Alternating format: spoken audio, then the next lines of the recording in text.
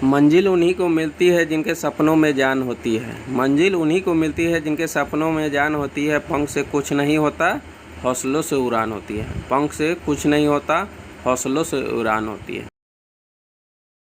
Question start करते हैं कि वैदिक काल में वर्ण व्यवस्था किसने प्रतिपादित किया। तो वैदिक काल में वर्ण व्यवस्था किसने प्रतिपादित किया, तो ये मनु ने किया था। किसने किया था? मनु ने किया था। नेक्स्ट पर चलते हैं। कौन सी मिट्टी को रेगुर मिट्टी कहा जाता है, तो ये काली मिट्टी को रेगुर मिट्टी भी कहा जाता है। काली मिट्टी को रेगुर मिट्टी भी कहा जाता है। ये कपास के लिए बहुत उपयुक्त मिट्टी होती है, कपास के लिए। और कपास सबसे ज़्यादा गुजरात में होता है, गुजरात में होता है। और काली मिट्टी सबसे ज़्यादा कहाँ पाया जाता है, तो ये महाराष्ट्र में पाई जाती है। नेक्स्ट पर चलते हैं। जल राशि जो भारत और श्रीलंका को पृथक करती है क्या कहलाती है, तो ये पाक जल संधि कहलाता है। नेक्स्ट पर चलते हैं। भारत में प्रथम आम चुनाव कब हुआ, तो ये 1952 में प्रथम आम चुनाव हुआ। नेक्स्ट पर चलते हैं। नागार्जुन सागर बांध किस नदी पर स्थित है, तो ये कृष्णा नदी पर स्थित है। किस नदी पर स्थित है, तो कृष्णा नदी पर स्थित है। नेक्स्ट पर चलते हैं। होम रूल लीग आंदोलन किसने प्रारंभ किया। होम रूल लीग आंदोलन एनी बेसेंट और लोकमान्य तिलक, बाल गंगाधर तिलक ने किया था। नेक्स्ट पर चलते हैं। मोहनजोदड़ो का शाब्दिक अर्थ क्या होता है, ये मृतकों का टीला इसे कहा जाता है। मोहनजोदड़ो का मोहनजोदड़ो अभी वर्तमान में सिंध प्रांत में स्थित है, पाकिस्तान में स्थित है। ठीक है। नेक्स्ट पर चलते हैं। वह अवस्था जब सचमुच में युद्ध हुआ नहीं होता परंतु युद्ध का माहौल हमेशा बना रहता है, उसे क्या कहते हैं, उसे शीत युद्ध कहते हैं। ठीक है। नेक्स्ट पर चलते हैं।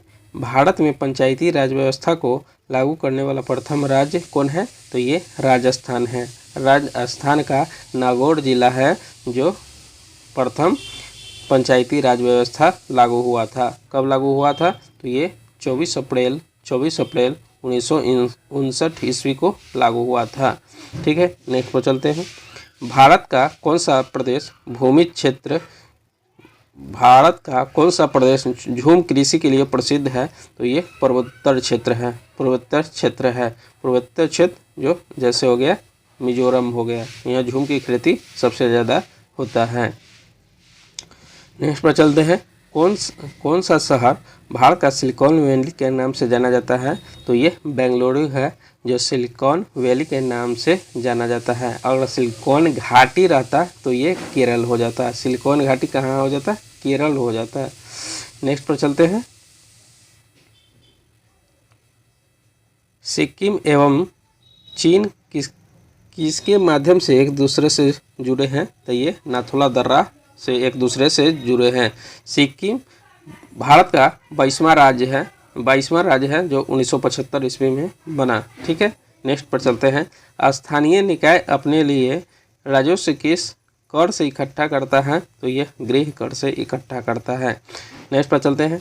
अरावली पहाड़िया भारत के किस राज्य में स्थित है, तो ये राजस्थान में स्थित है। कहाँ स्थित है, अरावली पहाड़ी राजस्थान में स्थित है।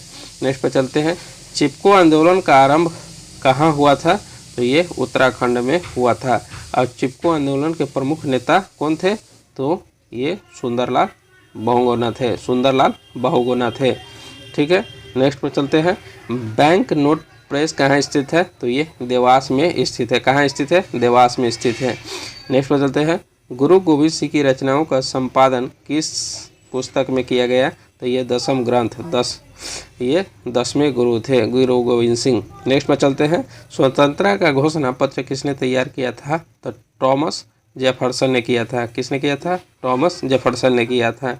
नेक्स्ट पर चलते हैं। 14वीं शताब्दी में मोरक्को के किस यात्री व इतिहासकार व न्याय व्यवस्थापक के रूप में दिल्ली दरबार में मोहम्मद बिन तुगलक द्वारा स्वागत हुआ, तो ये इसे स्वागत किया गया इब्न बतूता को। नेक्स्ट पर चलते हैं। प्रथम मनुष्य सहित उपग्रह कौन सा था, यह स्पुतनिक था। कौन था, स्पुतनिक था। ठीक है। नेक्स्ट पर चलते हैं। आप लोग ध्यान से देखें जिससे आपको फायदा मिल सके। भारतीय हिमालय क्षेत्र में सबसे ऊंची चोटी कौन सी है, भारतीय क्षेत्र में है वह कंचनजंगा है। किस राज्य में है? तो ये सिक्किम राज्य में है, सिक्किम राज्य में है। ठीक है, नेक्स्ट पर चलते हैं। श्री पद्मनाभ स्वामी मंदिर कौन सा राज्य में स्थित है? तो ये केरल में पद्मनाभ स्वामी मंदिर है। ठीक है, नेक्स्ट पर चलते हैं। वल्लभ भाई पटेल को सरदार की उपाधि किस आंदोलन में दी गई? ये बारदौली आंदोलन। ये कब हुआ था? बारदौली आंदोलन 1928 ईस्वी में हुआ था। नेक्स्ट पर चलते हैं। ICS की परीक्षा पास करने वाले प्रथम भारतीय कौन थे? तो ये सुरेंद्र नाथ बनर्जी थे। कौन थे? सुरेंद्र नाथ बनर्जी। नेक्स्ट पर चलते हैं। भारत में सरकार का स्वरूप कैसा है? तो ये संसदीय है। कैसा स्वरूप है? संसदीय है। नेक्स्ट पर चलते हैं। महापौर किसका प्रमुख होता है? तो ये नगर निगम का प्रमुख होता है। नेक्स्ट पर चलते हैं। नदी जो दक्षिण गंगा कहलाती है उसे क्या कहते हैं? गोदावरी नदी कहते हैं। दक्षिण का गंगा कहलाने वाली गोदावरी नदी। नेक्स्ट पर चलते हैं। लोकतंत्र जनता का, जनता द्वारा, जनता के लिए शासन है, यह किसका कथन है? यह अब्राहम लिंकन का कथन है। नेक्स्ट पर चलते हैं। हिमखंडों के पिघलने का मुख्य कारण क्या है? तो ये भूमंडलीय ताप वृद्धि है। नेक्स्ट पर चलते हैं। जापान, जर्मनी और इटली ने मिलकर किस गुट का निर्माण किया? यह धुरी शक्ति को निर्माण किया। नेक्स्ट पर चलते हैं। कौन सा तत्व ऑक्सीजन के साथ अभिक्रिया कर उच्च गलनांक वाला यौगिक निर्मित होता है? तो ये कैल्शियम निर्मित होता है। नेक्स्ट पर चलते हैं।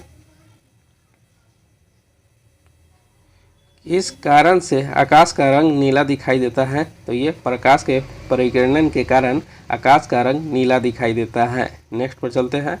संसाधन का कौन सा तरीका दुग्ध तथा दुग्ध उत्पादों के प्रशिक्षण में प्रयोग किया जाता है? यह पाशोशीकरण के द्वारा। यह 62 डिग्री सेल्सियस पर इसको गर्म किया जाता है और कुछ देर के बाद गर्म से ठंडा कर लिया जाता है। ठीक है, नेक्स्ट पर चलते हैं। चींटी या मधुमक्खी के काटने पर उसके डंक में कौन सा अम्ल होता है? तो ये फॉर्मिक अम्ल होता है। नेक्स्ट पर चलते हैं।